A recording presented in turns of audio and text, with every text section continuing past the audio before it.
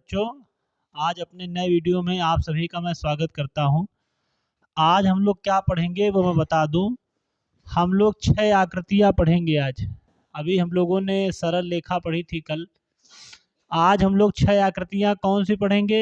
एक घन पढ़ेंगे, घनाभ पढ़ेंगे, शंकु पढ़ेंगे, बेलन पढ़ेंगे, गोला पढ़ेंगे और वृत्त पढ़ेंगे। देखो, तो घन को इंग्लिश में क्यूब कहा जाता है, घनाभ को क्यूबाइड कहा जाता है, बेलन को सिलेंडर कहा जाता है, शंकु को कोन कहा जाता है, गोले को स्फीयर कहा जाता है और वृत्त को सर्किल कहा जाता है। ठीक, सबसे पहले हम जो पढ़ने जा रहे हैं वो है घनाभ। क्या है?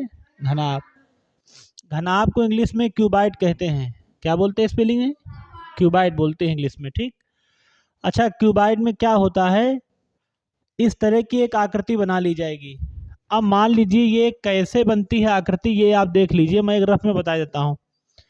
एक इस तरह से आपको बॉक्स बनाना है, एक आपको बॉक्स इसके ऊपर ऐसे बनाना है। 2 बॉक्स बन जाएं, एक इस कोने से मिला देना है, एक इस कोने से और एक इस कोने से और एक इस कोने से। इससे हमारे घनाभ की जो है आकृति बन जाएगी। घनाभ की आकृति हमारी बन जाएगी। ठीक, अच्छा, एक बात जान लीजिए, इसमें इन सभी आकृतियों में वृत्त छोड़ करके ये सभी 3D शेप हैं। 3D शेप आप लोग नहीं जानते होंगे तो बता दूं।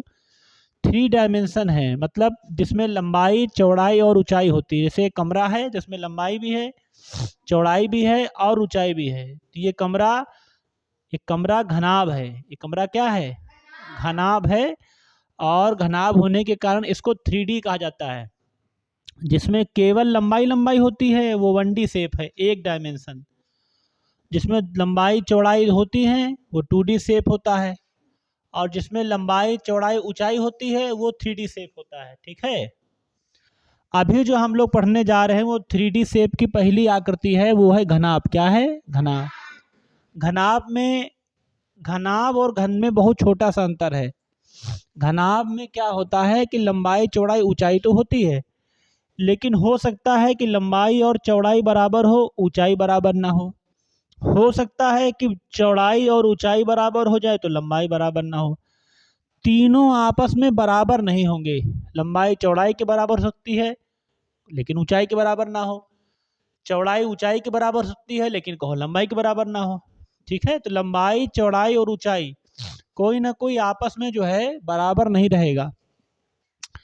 अब देखिए, इसमें 3 बातें और आती हैं कि शीर्ष कितने हैं, वर्टेक्स कितने हैं, किनारे कितने हैं, एजेस, और पृष्ठ होता है फेस, कितने हैं इसमें। देखिए, शीर्ष होते हैं जहाँ कई भुजाएं मिल रही हो। तो देखो, एक ये है, एक ये है, ए बी, ये सी, ये डी, ये ई, ये एफ, ये जी और ये एच। तो काउंट कर लीजिए, 1 2 3 4 5 6 7 और 8। तो अगर कोई पूछता है कि घनाभ में कितने शीर्ष है तो हम लोग कहेंगे 8 शीर्ष हैं। कितने शीर्ष हैं? 8 शीर्ष हैं घनाभ में। कितने शीर्ष हैं? 8 हैं। अगर कोई कहता है किनारे कितने हैं, एजेस 12, तो ये लाइनें आप ये समझ लीजिए, घनाभ को बनाने में जितनी लाइनों का इस्तेमाल किया गया है, जितनी भी लाइनों का इस्तेमाल किया गया है वही एजेस हैं।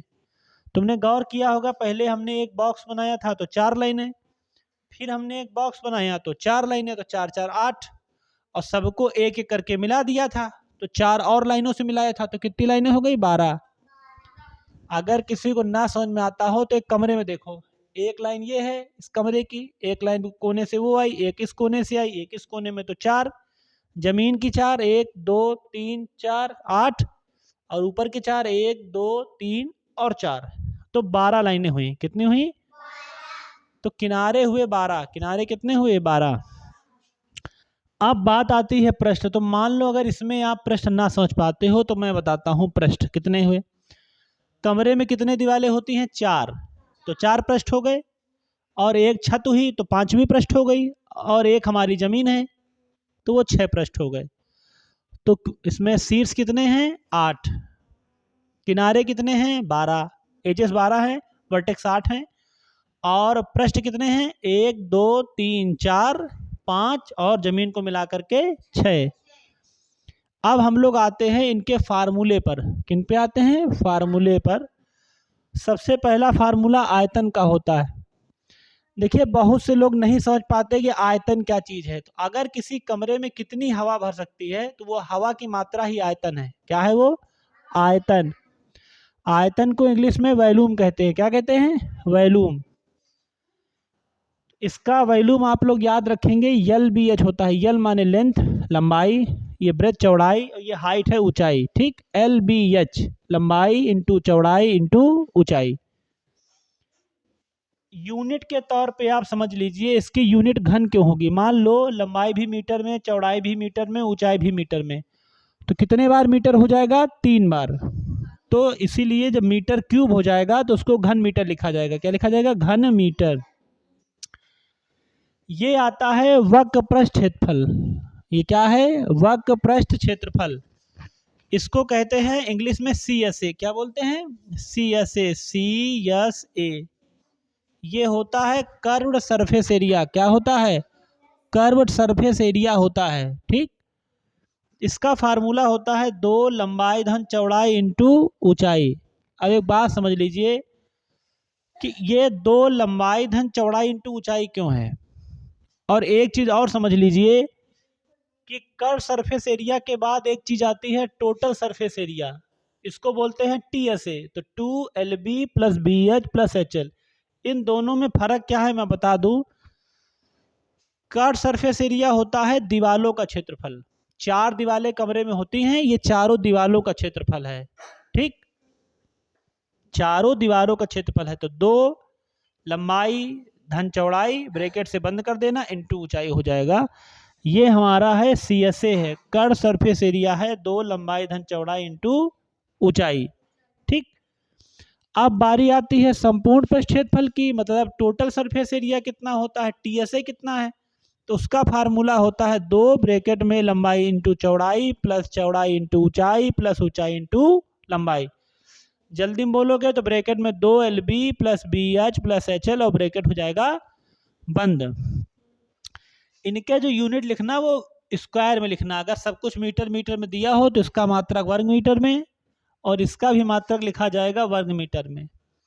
अब चौथी चीज आती है डायगोनल। क्या होता है? विकर्ण। विकर्ण होता है किसी भी घनाभ में हम सबसे लंबी वस्तु कैसे रख सकते हैं। देखो इस कोने पे आप रखिए सबसे लंबी वस्तु, इस कोने से लेकर कमरे के उस कोने तक है, उस कोने से लेकर के कमरे के इस कोने तक है। ठीक, उस कोने से चलो और इस कोने तक चीज है।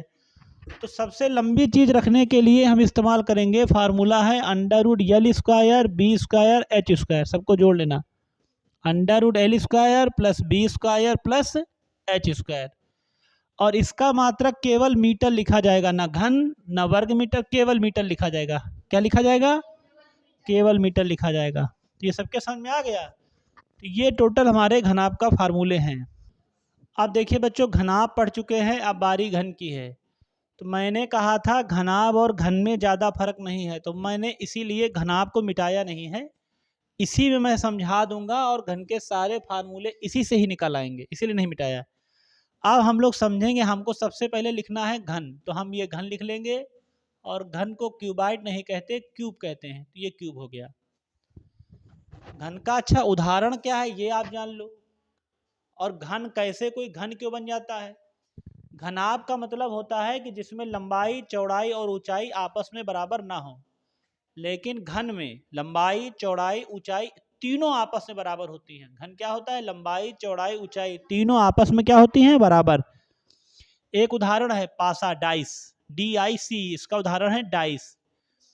पासा जो होता है वो बिल्कुल उदाहरण है, लंबाई बराबर चौड़ाई बराबर और ऊंचाई बराबर, ये तीनों आपस में क्या होती हैं? बराबर होती हैं। सब कुछ सेम है। शीर्ष होंगे 8, किनारे होंगे 12 और पृष्ठ भी होंगे 6। चित्र में क्या फर्क होगा मैं आपको बता दूं। जब हम लोग घनाभ बनाते हैं तो आयत के इस्तेमाल करते हैं, आयत का इस्तेमाल करते हैं। किसका इस्तेमाल करते हैं? आयत का। लेकिन जब हम लोग घन बनाते हैं तो इसकी जगह हम लोग वर्ग का इस्तेमाल करेंगे। किसका इस्तेमाल करेंगे? वर्ग। आप देखिए एक छोटा सा करके बना देता हूं, इस तरीके से एक वर्ग बना लीजिएगा, ऐसे ऐसे करके बन जाएगा, ये बन गया।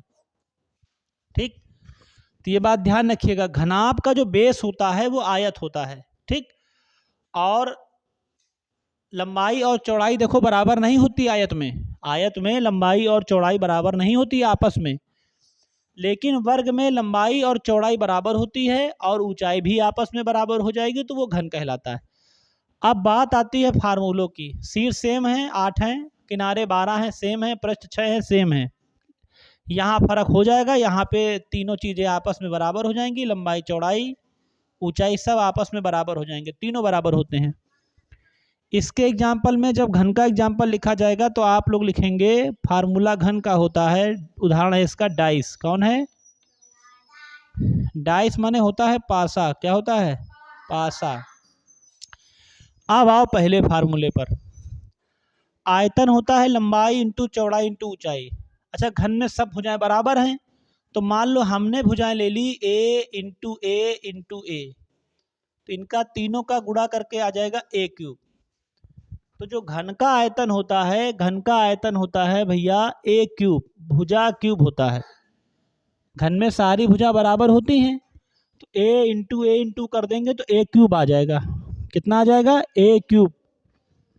अब बारी आती है वक्र पृष्ठ क्षेत्रफल सी एस ए की, तो इसी में देखना 2a प्लस ए इंटू ए, तो ये 2 हो जाएगा, ए और ए कितना हो जाएगा? 2a, फिर इंटू ए, 2 दूनी 4a, 4 और ए स्क्वायर। तो ये घन का है, ये घन का सी एस ए है। ये घन का क्या है? कर्व सरफेस एरिया वक्र पृष्ठीय क्षेत्रफल होता है, जो चारों दीवारों के लिए निकाला जाता है। देखिए घन आपके याद होंगे तो आप घन नहीं भूलोगे, बहुत सिंपल सा है। लंबाई इंटू चौड़ाई इंटू ऊंचाई में ए इंटू ए कर दीजिए, भुजा इंटू भुजा इंटू भुजा, भुजा क्यूब आ जाएगा। सी एस ए निकालने में भी लंबाई का मान ए, चौड़ाई का मान ए, ऊंचाई का मान ए रख दिया, ए और ए 2a हो गया, मल्टीप्लाई करा लिया, 4a स्क्वायर आ गया। ठीक, मात्रक भी वही चलेगा, इसमें 3 पावर है तो घन, इसमें 2 पावर है तो वर्ग। बाकी सवाल जिसमें दिया हो मीटर में सेंटीमीटर में तो वही लिख देना। 3 पावर लगी तो घन मीटर, 2 पावर लगी तो वर्ग मीटर लिख देना। अब आ रही इसकी आती है टोटल सरफेस एरिया। देखो 2 लंबाई धन चौड़ाई करोगे घन में, लंबाई इंटू चौड़ाई तो ए स्क्वायर हो जाएगा भाई, भुजा इंटू भुजा, यहाँ भी ए रखोगे तो ए स्क्वायर हो जाएगा, यहाँ भी ए रखोगे तो कितना हो जाएगा? ए स्क्वायर। कितने बार हो गया? 1 बार, 2 बार, 3 बार, 3a स्क्वायर। 3 से गुणा करा दोगे तो आ जाएगा 6a स्क्वायर। कितना आ जाएगा? तो घन में जो टी एस ए होता है यानी टोटल सरफेस एरिया, वो 6a स्क्वायर होता है। कितना होता है? और लास्ट बारी आती है डायगोनल की, तो घन का जो विकर्ण हो जाएगा बेटा वो हो जाएगा अंडर रूट, ये तीनों बराबर होती हैं, ए स्क्वायर ए स्क्वायर ए स्क्वायर, कितने हो गए? 3a स्क्वायर, और उस पर हम लोग क्या लगा देंगे? रूट। तो रूट से ए बाहर आ जाएगा, ए अंडर रूट 3। कितना आ जाएगा? ए अंडर रूट 3 कितना आ जाएगा? अब हम लोग एक बार दोहरा लेते हैं। घनाभ का आयतन था LBH, घन का आयतन है भुजा भुजा भुजा करके ए क्यूब। ठीक, घनाभ का वक्र पृष्ठ क्षेत्रफल था 2 ब्रैकेट में L plus B into H, और घन का लेकिन जब निकलेगा तो ए जब रख देंगे तो 4a स्क्वायर हो जाएगा। ठीक, जब घनाभ का TSA निकाला था, टोटल सरफेस एरिया था, तो 2 ब्रैकेट में LB plus BH plus HL, लेकिन जब हम घनाभ का निकालेंगे, घन का निकालेंगे तो हो जाएगा 6a स्क्वायर, सब जगह ए रख देंगे। और डायगोनल जो होता है वो होता है अंडर रूट एल स्क्वायर धन बी स्क्वायर धन एच स्क्वायर घनाभ का, तो जब घन का निकालेंगे तो ए रखने पर आ जाएगा ए अंडर रूट 3। क्या आ जाएगा? दोनों 3D शेप हैं, 3 डायमेंशन है, लंबाई चौड़ाई ऊंचाई बराबर होती है घन में, और घनाभ में लंबाई चौड़ाई ऊंचाई बराबर नहीं होती है। घनाभ में आयत नीचे जो रेक्टेंगल होता है, रेक्टेंगल उसका शेप होता है नीचे, आयत से बनता है, और घन जो होता है वो वर्ग से निर्माण होता है। किससे होता है? एक चीज सब में सेम है, शीर्ष उसमें भी 8, इसमें भी 8, और उसमें किनारे 12, इसमें भी 12, और पृष्ठ उसमें भी 6, इसमें भी 6। तो सबको समझ में आ गई ये बात? ठीक, देखो बच्चों अगली आकृति है बेलन। बेलन के रूप में हम एक ही बेलन जानते हैं जिससे हमारी माताओं ने हमको घर पे मारा है ना। रोटी बनाने वाला जो बेलन होता है उसी से मारे गए हो ना, तो वो भी बेलन का उदाहरण है, बेलन है वो। जो गिलास होता है वो भी बेलन का ही उदाहरण है, ठीक। तो बेलन का उदाहरण क्या है, ऐसे पकड़ने पर वो गोल में पकड़ में आता है, ठीक है। तो जैसे मान लो हमने एक आकृति का निर्माण कर लिया, इस तरीके से बेलन होता है, जिस तरह से ड्रम देखा होगा, पानी का ड्रम होता है, वैसा ही बेलन है। नीचे से बंद होता है, ऊपर से भी ढक्कन लगा दो पूरा बंद हो जाता है। ये बेलन है, ये आकृति। इसमें इसको ऊंचाई बोलते हैं, ये हाइट है। क्या है? ये हमारी हाइट है। यहाँ से यहाँ तक रेडियस होता है, इसको त्रिज्या बोलते हैं। ये क्या है? त्रिज्या को रेडियस, त्रिज्या है ये, इसको रेडियस बोला जाता है। और त्रिज्या का दुगना कर देने पर डायामीटर होता है, व्यास। अगर हम त्रिज्या का दुगना कर देंगे तो व्यास हो जाएगा। क्या हो जाएगा? व्यास। त्रिज्या का दुगना कर दीजिए तो व्यास हो जाएगा, डायामीटर होता है, ठीक। अब बारी आती है इसका जो सरकमफ्रेंस क्या होता है, परिधि। नीचे तुमको दिख रहा है ये वृत्त जैसा है, इसकी परिधि क्या होती है? 2 पाई आर। क्या होती है? वृत्त की परिधि होती है 2 पाई आर। वृत्त की परिधि होती है 2 पाई आर। और इसी जो नीचे सर्किल बना हुआ है, इसका जो एरिया होता है वो होता है पाई आर स्क्वायर। क्या होता है? वृत्त की परिधि 2 पाई आर और नीचे जो वृत्त बना है उसी का क्षेत्रफल होता है पाई आर स्क्वायर। जो त्रिज्या होती है उसका दुगना कर दोगे तो व्यास मिल जाता है, ठीक। अब मेन फार्मूले पर आ जाओ। आयतन मैंने बताया था, किसी भी में जितनी वायु रख सकती है या वायु रहती है वो उसी का आयतन होता है।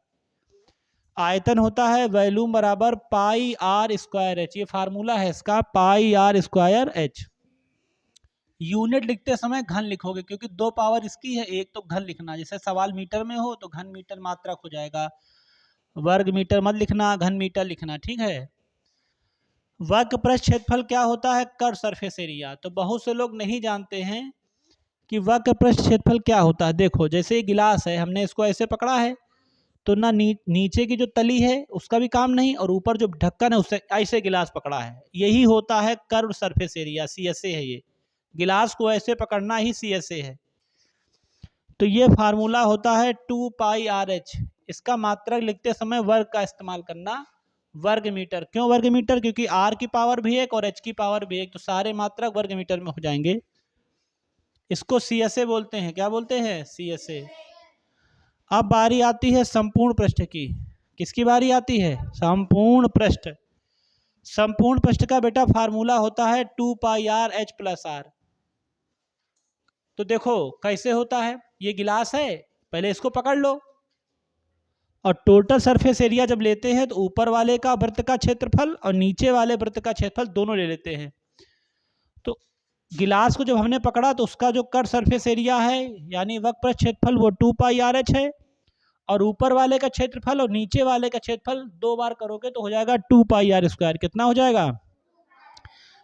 आप 2 पाई आर कामन कर लो तो यहाँ बचेगा एच, यहाँ बचेगा आर।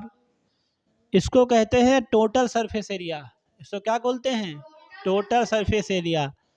अगर कोई पूछे कि भैया बेलन का निर्माण कैसे होता है, तो बता देना कि किसी आयत को उसके अक्ष के परिता, जैसे मान लो अगर इसका ये अक्ष है, अगर आप इसको ऐसे ऐसे ऐसे घुमा देंगे तो ये इस तरीके से इधर भी चला जाएगा घूमते घूमते, और एक ऐसी आकृति का निर्माण करा लेगा। किसी आयत को उसके अक्ष के परिता घुमाने पर एक बेलन का निर्माण होता है। बेलन हमारे घरों में भी होता है। अब हम फार्मूले दोहराएं। ये सीधी लाइन ऊंचाई है, नीचे त्रिज्या है, त्रिज्या का दुगुना व्यास है, परिधि 2 पाई आर है, क्षेत्रफल पाई आर स्क्वायर है, उसका आयतन पाई आर स्क्वायर एच है। मात्रक के लेते समय हम लोग घन में लिखेंगे। वक्र पृष्ठ क्षेत्रफल जो कट सरफेस एरिया CSA है वो 2 पाई आर एच है। टोटल सरफेस एरिया यानी संपूर्ण पृष्ठ है 2 पाई आर ब्रैकेट में एच प्लस आर। कितना है? 2 pi r h plus are.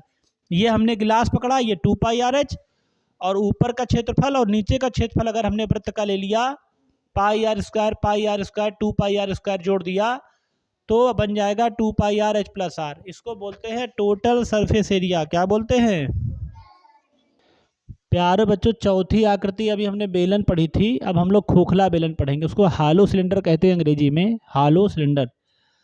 आकृति अगर आप जैसे बनाएंगे तो कैसे बनाएंगे, एक छोटा एग्जाम्पल बता देता हूँ। ऐसे करिएगा, ऐसे बना दीजिएगा, फिर उसको थोड़ा बढ़ा दीजिएगा, फिर ऐसे करिएगा और फिर ऐसे और फिर ऐसे का निर्माण हो जाएगा।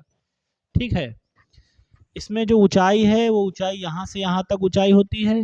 दो त्रिज्याएं होती हैं, एक होती है एक्सटर्नल, एक होती है इंटरनल, मतलब बाहरी। इस त्रिज्या को बाहरी बोलते हैं, ये त्रिज्या बाहरी है, एक्सटर्नल है, EXTERNAL। और ये जो त्रिज्या अंदर है ये इंटरनल है, आंतरिक त्रिज्या है। तो इसमें जो बाह्य त्रिज्या होती है वो बड़ी होती है, क्योंकि बाह्य त्रिज्या इस जगह से यहाँ तक है, यहाँ से लेके यहाँ तक है, तो बाह्य त्रिज्या बड़ी है, एक्सटर्नल है वो, बाहरी त्रिज्या। आंतरिक त्रिज्या इंटरनल होती है, ये R2 है, वो छोटी होती है, R1 बड़ा होता है, R2 छोटी होती है। ठीक है। ऊंचाई यहाँ से यहाँ तक हो गई, इसको मोटाई कहते हैं, थिकनेस बोलते हैं अंग्रेजी में, मोटाई। R1 यहाँ से यहाँ तक है, यहाँ से यहाँ तक R2 है, तो जो मोटाई निकलेगी वो R1 माइनस R2 निकलेगी। क्या निकलेगी? R1 minus R2। अब हम सबसे पहले आयतन में आते हैं। तो इनमें सब फार्मूले निकाले जा सकते हैं, आपको रटने की आवश्यकता नहीं। जिसको बेलन के पता होंगे, सिलेंडर के पता होंगे, निकाल ले। कैसे? मान लीजिए हमको ये तो फार्मूला है, पाई R1 square minus R2 square, मान लो निकालना हो वैल्यू। तो हम क्या करते हैं, जो बाहर वाला हमारा है जो बड़ा है उसकी त्रिज्या लेकर के उसका आयतन, और जो अंदर वाला है उसका आयतन ले लेते हैं। पाई R1 square H minus pi R2 square H. अब आप क्या कर लिए, पाई और एच कॉमन कर लीजिए, तो अंदर आ जाएगा R1 square minus R2 square. और लिखते समय इसका मात्रा घन में ही लिखिएगा, घन मीटर घन सेंटीमीटर करके। फिर समझ लीजिए, पाई और एच कॉमन कर लेंगे आप लोग, R1 square minus R2 square हो जाएगा। ठीक ना, तुमसे निकलते बनता हो तो भाई तुम याद कर लो, पाई ब्रैकेट में R1 square minus R2 square into H, simple सा है सब कुछ। अब आता है cut surface area CSA। Direct formula तो ये है 2 पाई ब्रैकेट में R1 प्लस R2 एच। लेकिन तुमको सर जी नहीं, हमको ट्रिक बता दीजिए, हम नहीं निकाल पाएंगे। तो तरीका है, जो अंदर वाला है उसका एरिया ले लीजिए CSA, और जो बाहर वाला उसका ले लीजिए। मान लीजिए बाहर का ले लिया तो 2 पाई R1 एच, और अंदर वाले का ले लिया 2 पाई R2 एच। 2 पाई एच कॉमन कर लिया तो अंदर आ जाएगा R1 प्लस R2। तो ये भी निकल आया, ये भी आसान। इसको भी हमको याद करने की आवश्यकता नहीं, जैसे घना पढ़ लो तो घन के हो जाते हैं, वैसे अगर सिलेंडर के पता हैं तो खोखले सिलेंडर के भी हो जाएंगे, खोखले बेलन के भी। संपूर्ण पृष्ठ कैसे निकलता है, देखिए मैंने बताया था कट सरफेस एरिया ये होता है। गिलास को आप ऐसे पकड़िए, देखिए ये गिलास है, आप इसको ऐसे पकड़ेंगे तो ये CSA है, ये कट सरफेस एरिया में आता है CSA। लेकिन अगर इसकी ये शामिल कर दी जाए, ये और नीचे की ये जो तली है शामिल कर दी जाए, तो ये टोटल सरफेस एरिया हो जाता है, TSA हो जाता है। क्या होता है? TSA। अब हम ये फार्मूला कैसे निकालेंगे जो इतना बड़ा निकला हुआ है, कैसे? बस देखो बेटा, बहुत आसान तरीका है। सबसे पहले अंदर वाले का कट सरफेस एरिया, बाहर वाले का कट सरफेस एरिया, ये लिख लिया। अब क्या बच रहा है, ये दो लाइनें शामिल हो गई, ये शामिल हो गया, ये लाइनें शामिल हो गई। अब हमको अंदर का इस हिस्से का ये जो भाग है, ये शेष भाग, ये हमको निकालना है। शेष भाग कैसे निकलेगा? तो ये सर्किल है, आप सर्किल का बाहर का क्षेत्रफल निकाल लीजिए और अंदर का क्षेत्रफल निकाल दीजिए, तो ये क्षेत्रफल मिल जाएगा। बाहर का क्षेत्रफल बाहर की त्रिज्या से, अंदर का क्षेत्रफल अंदर त्रिज्या से निकाल लीजिए। तो कैसे निकलेगा? बाहर का क्षेत्रफल हो जाएगा पाई R1 स्क्वायर, और अंदर का क्षेत्रफल हो जाएगा पाई R2 स्क्वायर। यहाँ तक कोई दिक्कत ही किसी को नहीं होगी। भाई पाई R1 स्क्वायर बड़ी त्रिज्या है, पाई R2 स्क्वायर। अब क्या करोगे, इसमें कॉमन हो जाएगा 2 पाई एच, अंदर आ जाएगा R1 प्लस R2, यहाँ आ जाएगा पाई, और ए स्क्वायर माइनस बी स्क्वायर क्या होता है? ए माइनस बी और ए plus B, R1 plus R2। देखो अब कितना कॉमन हो जाएगा, इसमें पाई है। और अच्छा, एक बात हम लोग भूल गए, यहाँ दो हिस्से हैं, ये हमने एक हिस्सा निकाला है, तो हम लोग क्या करेंगे, जब दो हिस्से निकालेंगे तो हम 2 से गुणा करा देंगे। क्या गुणा करा देंगे? 2 से। यहाँ भी हमको 2 से गुणा कराना पड़ेगा, दो हिस्से हैं भाई, ऊपर का नहीं नीचे का भी निकालना है। अब हम लोग क्या कर लेंगे, कॉमन 2 पाई जब कॉमन करेंगे, और एक चीज़ कॉमन हो जाएगी, ये R1 प्लस R2 कॉमन हो जाएगा।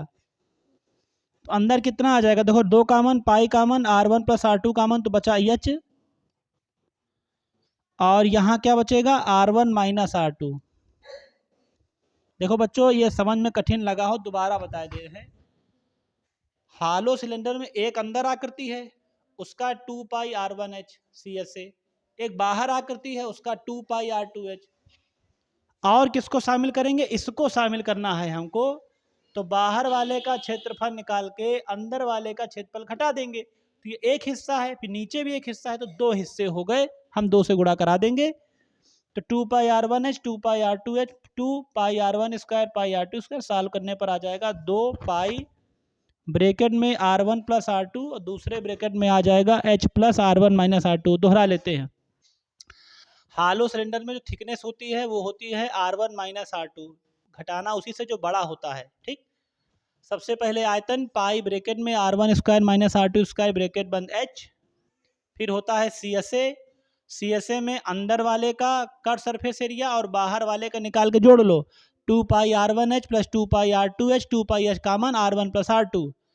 और लास्ट होता है टोटल सरफेस एरिया में, उसमें अंदर वाले का कट सरफेस एरिया, बाहर वाले का कट सरफेस एरिया और जो रिंग ऊपर बनी हुई है उसका एरिया, और नीचे जो रिंग है उसका एरिया निकाल लेते हैं। उससे निकल के आता है 2π ब्रैकेट में r1 + r2 दूसरे ब्रैकेट में h + r1 - r2। ठीक, देखो बच्चों, अब हम लोग पढ़ने जा रहे हैं शंकु। शंकु होता है कोन। कोन ना देखा हो तो मैं बताता हूँ। जन्मदिन मनाते हो, जन्मदिन में एक टोपी रखी जाती है, वही कोन है। वही क्या है? कोन। और कोन को अगर कभी खोल दोगे ना तो एक ऐसी आकृति का निर्माण हो जाएगा, ऐसी आकृति का, इस तरीके की आकृति का निर्माण हो जाएगा ये। तो उस कोन का भी अपना आयतन होता है, अपना वक्रपृष्ठ होता है, संपूर्ण पृष्ठ होता है। कोन में ये होती है ऊंचाई, हाइट है ये, इसको तिरछी ऊंचाई कहते हैं। हिंदी में इसको तिरछी ऊंचाई कहा जाता है। क्या बोलते हैं? हाँ, अंग्रेजी में बोलते हैं स्लैंट हाइट। क्या बोलते हैं? Slant height. क्या बोलते हैं? Slant height. एल बोला जाता है इसको, तिरछी ऊंचाई एल। नीचे त्रिज्या है आर।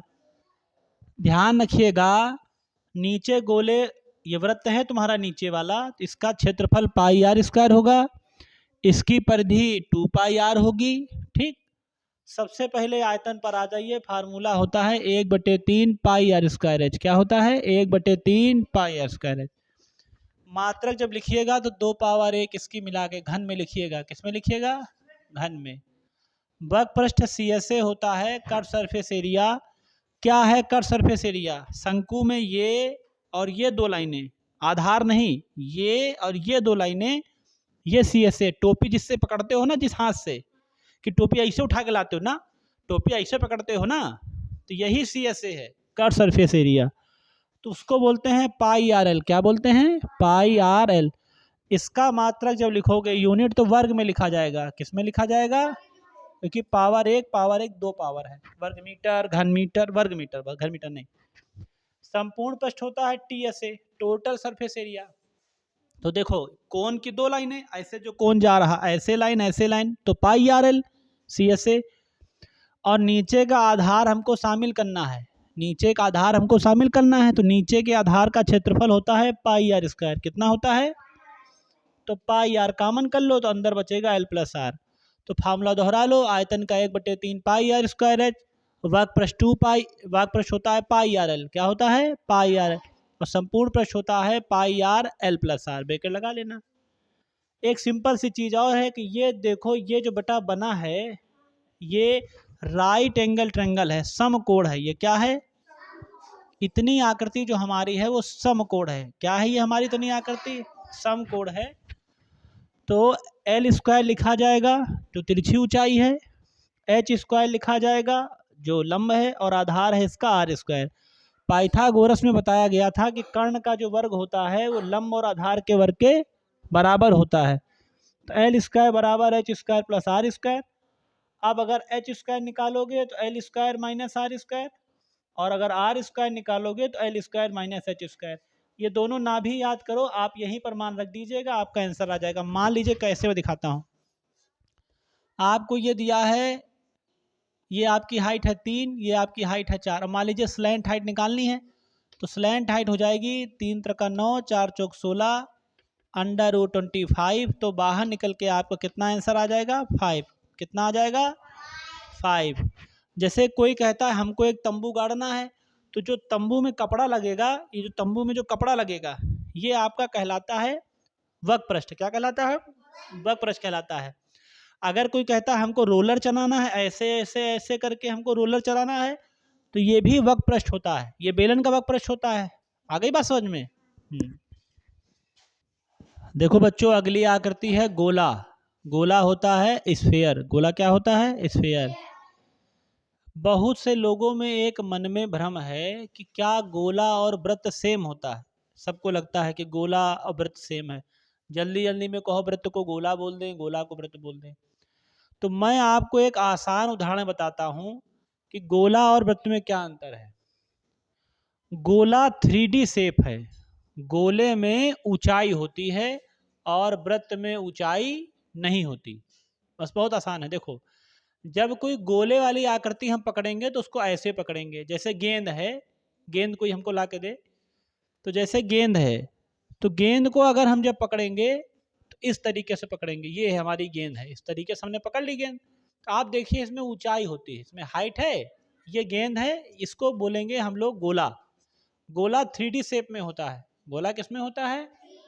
अगर कोई आकृति 3D शेप में है, ये देखो गोल है ना, इसको गोला बोलते हैं।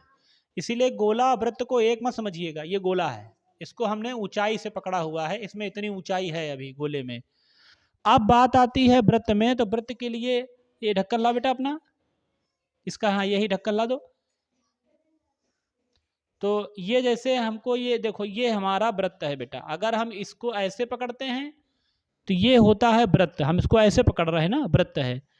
लेकिन जब हमको गेंद को पकड़ने की बारी आती है, गेंद को हमको ऐसे पकड़ना होता है। तो ये 3D शेप में है, ये 3D शेप में, इसमें ऊंचाई होती है, इसमें ऊंचाई है। और जो वृत्त होता है उसमें ऊंचाई नहीं होती, ये वृत्त है। ये वृत्त है आपका। जिस चीज को आप ऐसे पकड़ लेंगे चुटकी में, ऐसे ऐसे चुटकी में, ज्यादा हाइट ना, ऐसे चुटकी में पकड़ लेंगे तो वो हो जाएगा आपका वृत्त हो जाएगा, सर्किल। और जिसको आप इतनी हाइट पे पकड़ेंगे वो होगा आपका गोला। वो क्या होगा आपका? गोला। तो अभी हम लोग गोला पढ़ रहे हैं। वृत्त का तो सबको पता है, वृत्त की परिधि होती है 2πr, वृत्त का क्षेत्रफल होता है πr², वृत्त का व्यास होता है 2r। आसान है, उसमें दिक्कत नहीं। ये हमारी आकृति गोला है। देखिए गोले में ये हमारी त्रिज्या है, यहाँ से यहाँ तक ये अगर हमारी ऊंचाई है, तो ऊंचाई बेटा ये व्यास के बराबर है। केंद्र से जाने वाली लाइन क्या होती है? व्यास। तो ये डायामीटर है, तो इसकी जो ऊंचाई होती है वो डायामीटर के बराबर होती है। कभी भी पूछा जाए गोले की ऊंचाई क्या है, तो गोले की ऊंचाई उसका डायामीटर होती है, व्यास। ठीक, त्रिज्या का दुगुना वो ऊंचाई हो गई।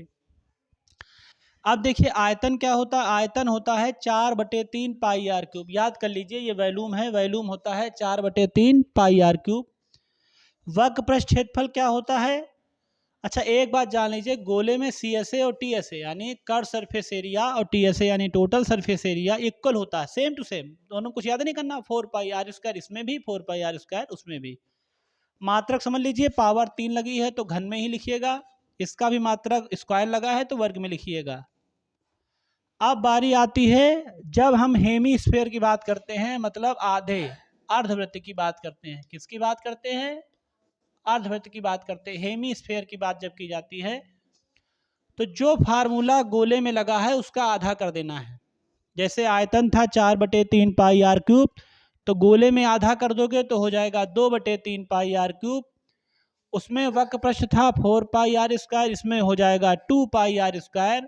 लेकिन बेटा गोले के लिए तो ठीक है, गोले में CSA TSA बराबर था तो 4πr²। लेकिन अर्धवृत्त में, जो अर्धगोला होता है, अर्धगोले में आपका ये फार्मूला नहीं लगेगा। फिर समझ लीजिए, आपका फार्मूला नहीं लगेगा।